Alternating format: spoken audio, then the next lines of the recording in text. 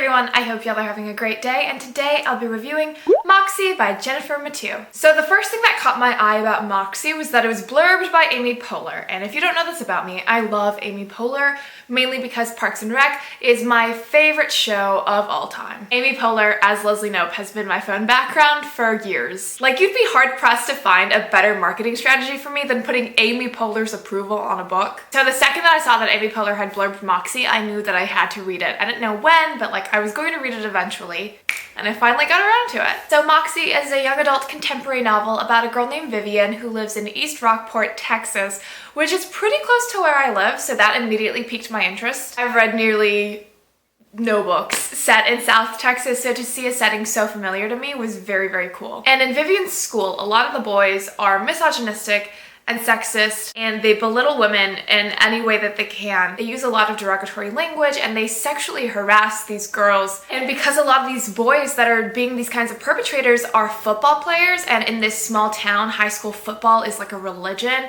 they're let off the hook all the time, and the school administration does nothing to solve any of these problems. So our main character, Vivian, gets fed up with this behavior, and she anonymously starts a zine called Moxie that she leaves in all the girls' restrooms at school. And these zines start discussions about feminism and standing up for other women, and she even starts and inspires some protests around the school. And the name of Moxie is eventually adopted by other women on campus to promote other events for women's clubs. So basically, Moxie, the book, documents the girls' fight against patriarchy and administration in this South Texas high school to demand equality and hopefully find an end to this harmful sexism. So while I was writing my notes for this Moxie review, I Googled Moxie Jennifer Mathieu because I was trying to find this author's website to see if she had like a pronunciation guide for her last name. She does, by the way. It is pronounced Mathieu, apparently. But when I got to the Google search results page, above the link to the author's website was a link to the Kirkus review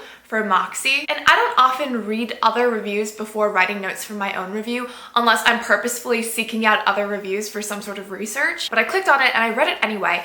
And I've always admired Kirkus a lot. Even if I don't necessarily agree with the review itself, I've always found something valuable in the review. So it was such a surprise for me to read this Kirkus review for Moxie and be on such a different page from the reviewer. I did not agree with what this reviewer was saying. I actually thought the review was written so condescendingly, and there were underlying misogynistic themes about rape culture, and I was so alarmed. I was alarmed that this was a legitimate review published by Kirkus because I'd always respected this name in the book community for so long. After reading that review, I was just very shook. And then I scrolled down on the review page and there were like Facebook comments that were linked to the page, and luckily all the Facebook comments were pretty angry. I read these angry Facebook comments and I regained a little bit of balance that I had lost when I was thrown so off kilter by reading the original review. But yeah, I could not believe some of the things that review said. So the Kirkus review mentions that there's a rape accusation in the novel where a girl accuses one of the misogynistic boys of attempting to rape her,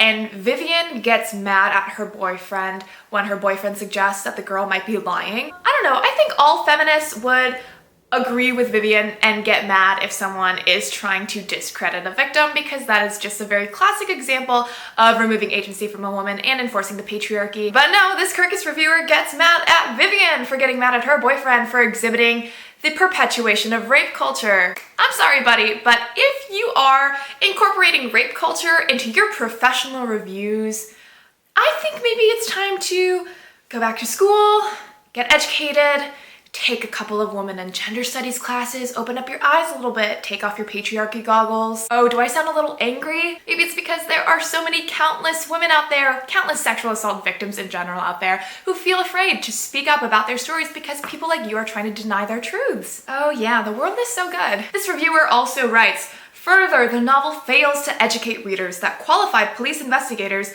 not school officials, must be alerted in accusations of criminal behaviors.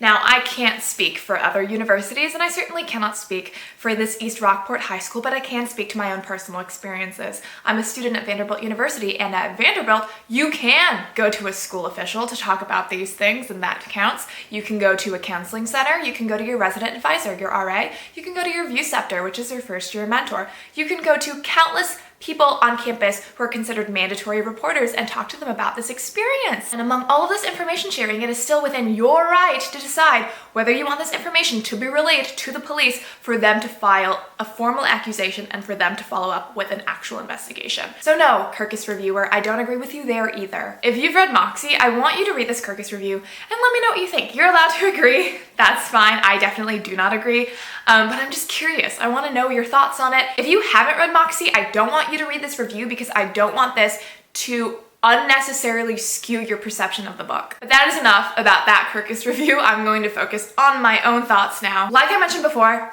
I love the setting. It's set in South Texas. The small town vibe where everyone in the city worships high school football, and that's like the only thing people care about, including the adults, was so conducive to creating an environment where girls feel like they can't speak up because they have nowhere to turn, they have no one to talk to, because even the higher ups, even the school administration are there at every turn to shut them down. Like even the school administration cares so much about these football players that they're willing to turn a blind eye to every bad thing that they do. The environment really does a great job of raising the stakes of these girls' mission, because how can you possibly try to make a change when even the people in power are opposing you at every opportunity? At some points, it almost feels like a hopeless fight for them because nobody's on their side but themselves. But I guess that could also be an opportunity for them to show their strength and their ingenuity. I also love the diversity of the characters. South Texas is a heavily Latino populated area, and that's reflected in this novel. There's so many characters of color, and that was great. Having women of different color kind of introduced the idea of intersectional feminism, but that wasn't actually explored in the book. But yeah, I found this book to be very inspiring. You see all these different women of all these different cultural and socioeconomic backgrounds come together and unite to defeat the patriarchy of their high school. And seeing women come together to fight against injustice was very beautiful. You also see a few male allies, which is pretty neat.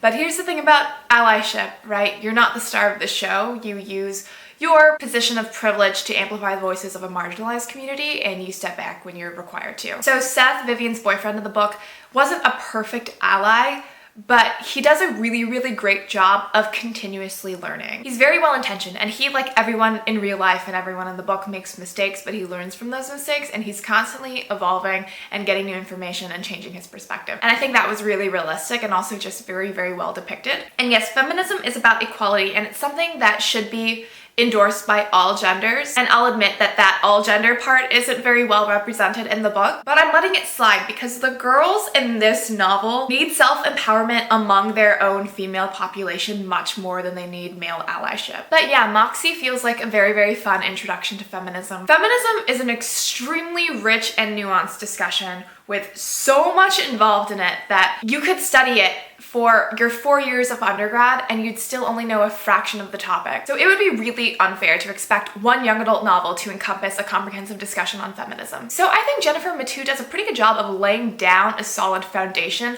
of why we need feminism and why the fight still continues today. Vivian says that feminism is girls wanting to be treated like human beings in a world that's always finding ways to tell them they're not.